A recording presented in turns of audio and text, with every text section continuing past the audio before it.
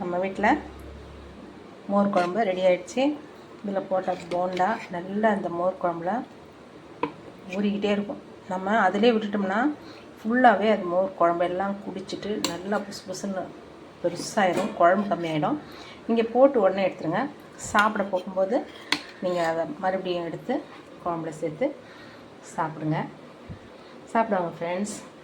சமைச்சும் பாருங்கள். Thank you friends. Thank you farmers. Thank you, nature.